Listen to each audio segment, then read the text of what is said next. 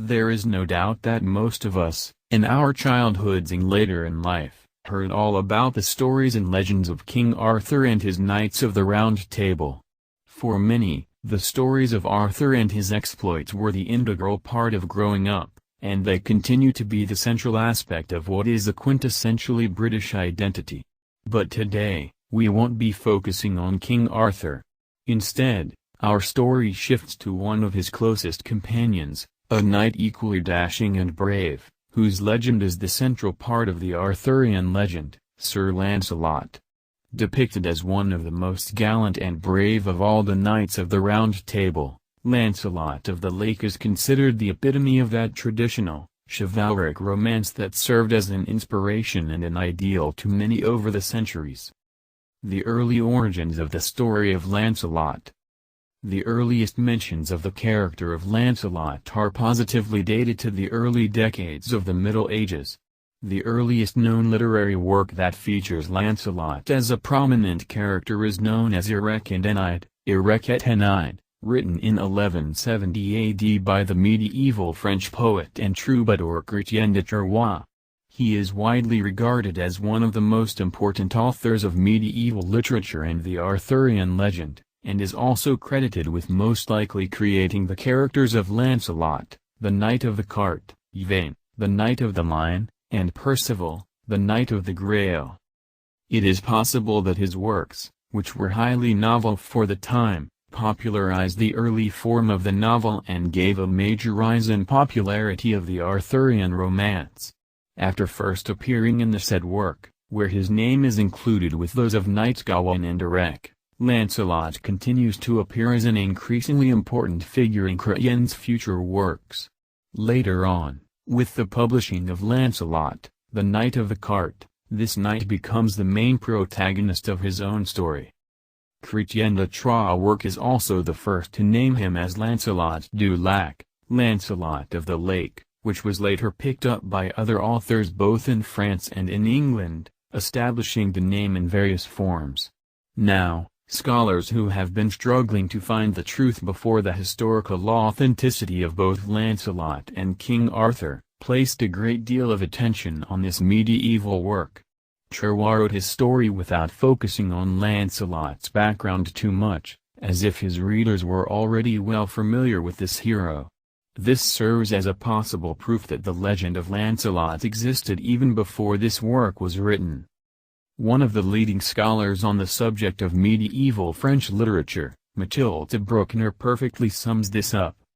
What existed before Chrétien remains uncertain, but there is no doubt that his version became the starting point for all subsequent tales of Lancelot as the knight whose extraordinary prowess is inextricably linked to his love for King Arthur's queen.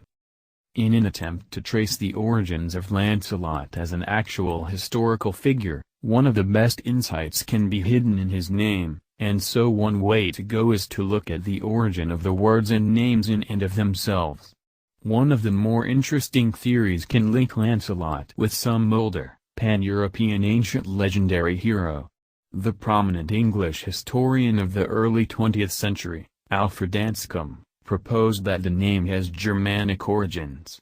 He stated that Lancelot comes from early Germanic Lankloth, with roots in the Old English Lentio, pride, and Lotha, cloak.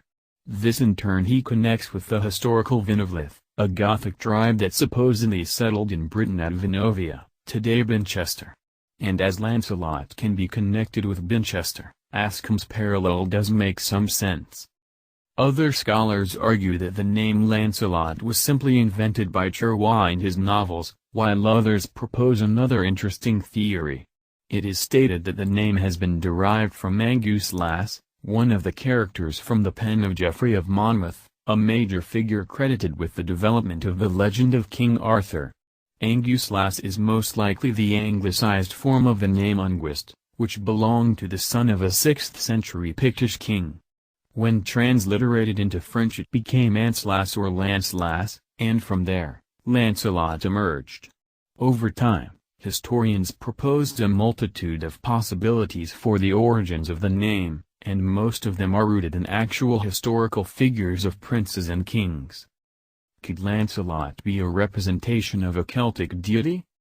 But here is the version that has the most credibility, placing Lancelot as firmly rooted in the oldest histories of the British Isles, possibly giving him the identity of an ancient Celtic or pre-Celtic hero or deity that survived through time by becoming a myth.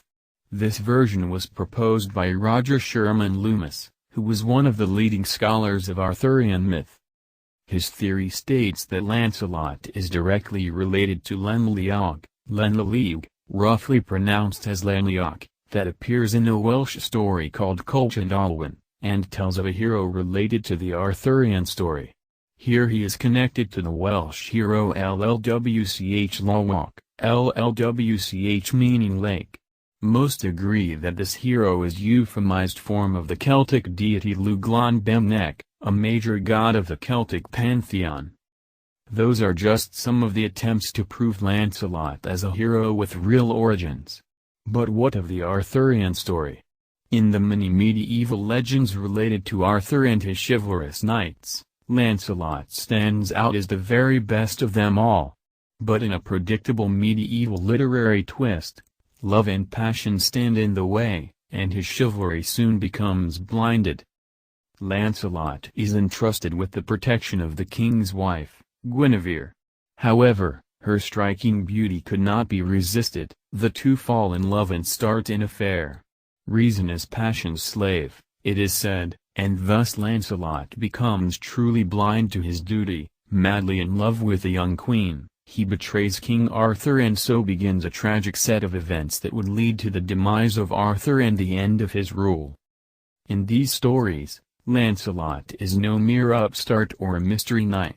Like most, he too is of noble birth, born as the son of one King Ban of Benwick. Here, again, we can find connections to ancient Welsh mythology, as Ban of Benwick can be connected to Bran le Benoit, the French name for Bran the Blessed, a giant and a king of the Welsh myth, and one of the major figures in the Mabinogion. According to legend, Lancelot is raised not by his parents, but by a mysterious figure widely known as the Lady of the Lake, which is featured prominently in the Arthurian legends. This gives him the title Lancelot of the Lake. It is this lady that prepares the young knight, teaching him all that there is to know before presenting him to the court of King Arthur, where he becomes his noblest knight and the most chivalrous one. Symbolism and virtue in the legend of Lancelot. However, his love for Guinevere stood against all else. Lancelot gives himself entirely over into the service of the lady he loves, alas to the detriment of all his knightly ideals and goals. Also, in accordance to the popular trends of the time, Lancelot exhibits towards her the fine amour, meaning a pure love that was a major attribute of proper chivalric behavior. Nevertheless, throughout the Arthurian cycle, Lancelot is presented with numerous challenges that serve as tests to his chivalry. In one episode, he is seduced and tricked into sleeping with the daughter of the so-called Fisher King, Elaine, while she was pretending to be Guinevere. From this union is born Galahad, another great hero of the Arthurian cycle, who grows up to be an ideal and pure knight. Throughout the development of the story of Lancelot, it becomes clear that increasingly important Christian beliefs come to play a big role in the story. Purity, sinlessness, and penitence all come to characterize this tale. Galahad, sinless and pure, replaces his father who succumbed to his passions and love for Guinevere. As the story progresses, Lancelot's affair with the king's wife completely tears the royal court apart. The supporters of Lancelot and those of King Arthur descend into a bitter and bloody war. When Arthur's treacherous nephew, Mordred, rebelled in Britain, the king fought him as well, and was mortally wounded in a climactic finale. However, by that time, fully aware of their transgressions, both Guinevere and Lancelot go into exile, becoming a nun and a monk respectively. They both devote themselves to this life in seclusion until their death. As one reads the stories of the Arthurian cycle and especially those relating to Lancelot, one can quickly understand the metaphorical focus on symbolism and the development of virtues. Lancelot starts out as a pure and noble knight but succumbs to baser passions and is consumed by an impossible love. However, it is his noble son, Galahad, born of sin, that redeemed his own father and rose to even loftier heights by following a pure and noble lifestyle, rising to become one of the finest knights to ever live. While it is clear that the stories of Lancelot and Galahad were both thoroughly adapted to the Christian and chivalric trends of the Middle Ages, one can still recognize within them a basis that is much more ancient. A basis rooted in the myths and legends of the Celtic mythology.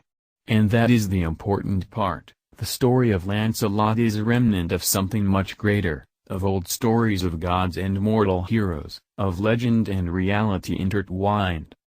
The unity of Europe's oldest myths, Lancelot as European romantic heritage. But to those with a keen eye, further secrets about the origins of Lancelot could appear.